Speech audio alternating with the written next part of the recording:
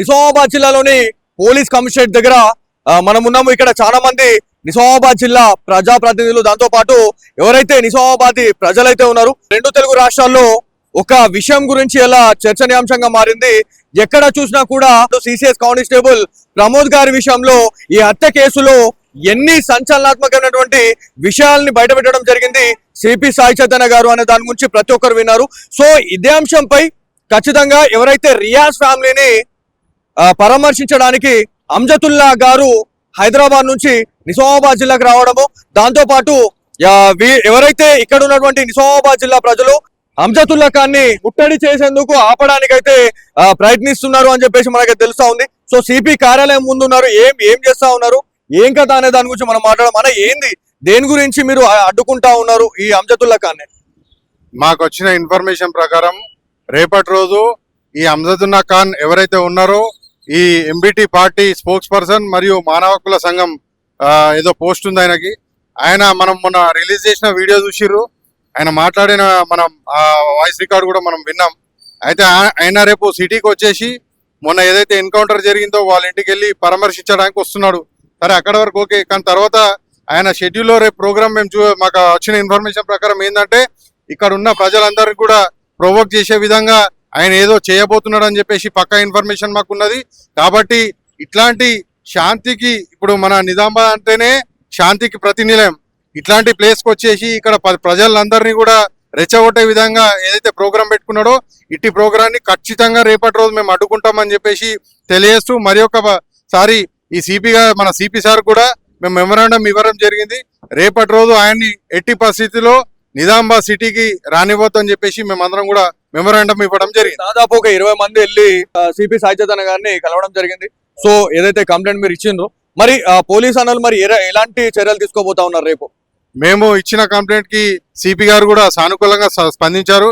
ఎందుకంటే ఇది అందరికీ క్లియర్ గా అర్థమవుతున్నది. ఆయన షెడ్యూల్ మాకు హైదరాబాద్ నుంచి మాకు తెలిసిన వాళ్ళు పంపించిండ్రు. ఆయన షెడ్యూల్లో క్లియర్ గా ఉన్నది.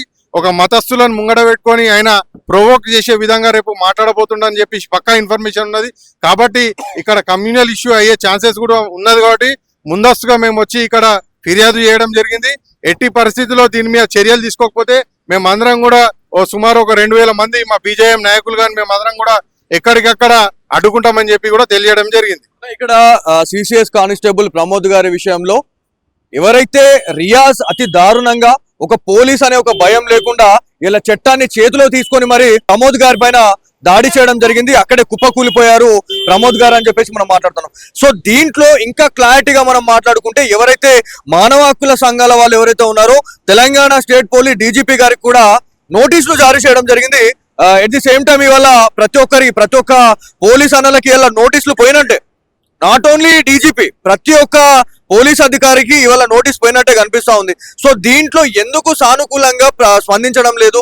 ఒక పిచ్చి కుక్కకి ఇంతగానం ప్రిఫరెన్స్ ఇవ్వాల్సిన అవసరం ఏముందని చాలా మంది వ్యూవర్స్ చెప్తా ఉన్నారు. దాంతో పాటు నిజామాబాద్ జిల్లా ప్రజలు చాలా మంది ఇరు వర్గాల వాళ్ళు కూడా ఇది కోరుతా ఉన్నారు. దీని గురించి మొదటగా ఈ ఇష్యూని ఎవరు కూడా కమ్యూనల్ ఇష్యూగా చూడవద్దు. ఒక మానవ మృగంగా మారిన ఇలియాజ్ అనే క్యాండిడేట్ ని అత్యంత దారుణంగా 2-3కి స్టాపింగ్ చేసిండు. ఒక అతన్ని దారుణంగా ఒక కానిస్టేబుల్ చంపిండు. ప్రమోద్ అన్న ఈరోజు మన మధ్యలో లేకపోవచ్చు, ఒక సిన్సియర్ ఆఫీసర్. సో అట్లాంటి వ్యక్తిని అతి కిరాతకంగా చంపినందుకు జరగాల్సిన శాస్తి జరిగింది. దీనికి ఇక్కడ ఉన్న ప్రజలందరూ కూడా హర్షిస్తున్నారు. సో మానవ హక్కుల సంఘం వారు కూడా ఇదంతా ఒక వర్గానికి వాళ్ళు ఏదో మేము ఉన్నామని తెలియజేసుకోవడానికి టాటాకుల చప్పుల్లో తప్ప ఇక్కడ ఏం నడిచేది. ఎందుకంటే ఆ జరిగిన దాంట్లో కంప్లీట్ గా జెన్యూన్ ఉంది. మీరు మొన్న చూసిర్రు, సోను సింగ్ అనే వ్యక్తి గోరక్షక్ పైన గన్తో దాడి చేసిన విషయం ఇంకా హైదరాబాద్ మొత్తం చెలరేగుతున్నది. ఈ విషయం మీద మానవ హక్కుల సంఘం మరి ఎందుకు ముంగట రాలే, మరి ఎందుకు స్పందించలే? ఇదే అంజతుల్లా ఖాన్ మానవ హక్కుల సంఘంగా మరి ఆ ఇష్యూ మీద కూడా ఆయన స్పందించాలి కదా. మరి అక్కడ ఎందుకు స్పందించలేదు? ఇక్కడికి వచ్చి ఎందుకు స్పందిస్తున్నాడు? అంటే ఏ వర్గాన్ని డిస్టర్బ్ చేయాలనుకుంటున్నాడు? అంటే ఒక వర్గం వాళ్ళని రెచ్చగొట్టి ఇక్కడ అంతా రాజకీయం చేయాలని చూస్తున్నాడా? ఇక్కడ కమ్యూనల్ ఇష్యూ చేయాలని చూస్తున్నాడు అని చెప్పేసి మేమందరం కూడా ఈరోజు క్వశ్చన్ చేస్తున్నాం. ఎగ్జాక్ట్లీ అన్న, ఎవరైతే రియాజ్ గురించి మనం మాట్లాడుతున్నాం, ఎందుకంటే రియాజ్ ఫ్యామిలీని పరామర్శించడానికి ఎవరైతే అంజతుల్లా అనే క్యాండిడేట్ ఇక్కడికి రావడం జరుగుతా ఉంది. సో దీంట్లో ఎవరైతే రియాజ్ గురించి ఇంకా క్లారిటీగా మాట్లాడుకుంటే అతని నేర చరిత్ర కావచ్చు, దాంతో పాటు సొంత అన్ననే కడుపులో తాకు దించినటువంటి క్యాండిడేట్ ఎవరు ఉన్నారంటే రియాజ్ గా చెప్తా ఉన్నారు. మరి అట్లాంటి వ్యక్తుల్ని అలా ఇలా అంటే అతన్ని పరామర్శించడానికి రావడం అనేది నిజంగా మరి వాళ్ళ విఘ్నతకే మనము వదిలేయాలని చెప్పేసి కూడా చాలా మంది కోరుతా ఉన్నారు. సో దీని గురించి ఏం చెప్తారు? సొంత అన్ననే అటాక్ చేసినోడు గురించి. మనకు సొంత అన్నని అటాక్ చేసిండని చెప్పేసి మొన్న జరిగిన ఇన్సిడెంట్ తర్వాత ఇవన్నీ బయటకు వచ్చినాయి. కానీ మొన్న జరిగిన ఇన్సిడెంటే చూడండి కదా, ఒక కానిస్టేబుల్ చంపిండు, వాళ్ళ అల్లుడికి స్టాబింగ్ చేసిండు, ఒక ఎస్ఐకి స్టాబింగ్ చేసిండు. ఆ నెక్స్ట్ రోజు పట్టుకోబోతే ఒక అతను ఆసిఫ్ అనే అతను హెల్ప్ చేయబోతే ఆయన చెయ్యి కూడా కట్ చేసిండు. ఇంతకంటే ఎక్కువ నరరూప రాక్షసుడు ఎక్కడన్నా ఉంటాడా? ఇట్లాంటి వ్యక్తుల్ని మనం తెలంగాణలో తయారు చేస్తున్నామంటే ఈ గవర్నమెంట్ ఎంత వరస్ట్ గవర్నమెంటో మనకు అర్థమవుతుంది. అంటే ఒక వర్గం వాళ్ళకి పూర్తిగా మీరు ఇట్లాంటి దందాలు చేయండి, ఇట్లానే క్రైమ్ చేయండి, మీకు విచ్చలవిడిగా స్వేచ్ఛను ఇస్తున్నామని చెప్పేసి ఈ గవర్నమెంట్ చెప్పగానే చెప్తుంది. ఇట్లాంటి పిచ్చి కుక్కలందరినీ ఏరేసి ఎక్కడికక్కడ ఎన్కౌంటర్లు చేస్తేనే ప్రజలు ఈ రోజు మంచి శాంతి సుఖాలుగా ఉంటారని చెప్పి అనుకుంటున్నాం. సోను సింగ్ గురించి మనం మాట్లాడుకుంటే ఇవాళ 2 రాష్ట్రాల్లో అగ్గి రగులుకుంటుంది, రాసుకుంటుంది అని చెప్పి చెప్తున్నారు. ఎందుకంటే ఇలా గోరక్ష చేసినటువంటి ప్రతి ఒక్క హిందూ బంధువు ఇలా ఒక బీజేపీలోనే ఉండాల్సిన అవసరం లేదు, లేకపోతే ఒక ప్రొఫెషన్ లోనే ఉండాల్సిన అవసరం లేదు అన్నట్టుగా ప్రతి ఒక్కరు ఒక గోమాతని ఇలా మన కన్న తల్లి అనుకొని కాపాడుకోవాల్సిన పరిస్థితిలో మనం ఇలా ఉన్నాం.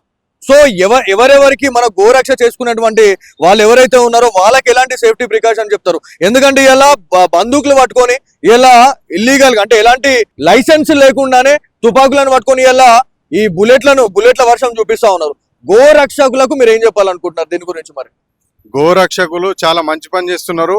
మొన్న జరిగిన ఇన్సిడెంట్ రోజు ఈ సోను సింగ్ అనే అతను ఎవరైతే ఉన్నారో ఇప్పుడనే కాదు గత కొన్ని సంవత్సరాలుగా ఆయన ఇట్లాంటి కార్యక్రమాలు చేస్తున్నాడు. గోరక్షక చేసి ఆయన ధర్మాన్ని ఆయన చాటుకుంటున్నాడు.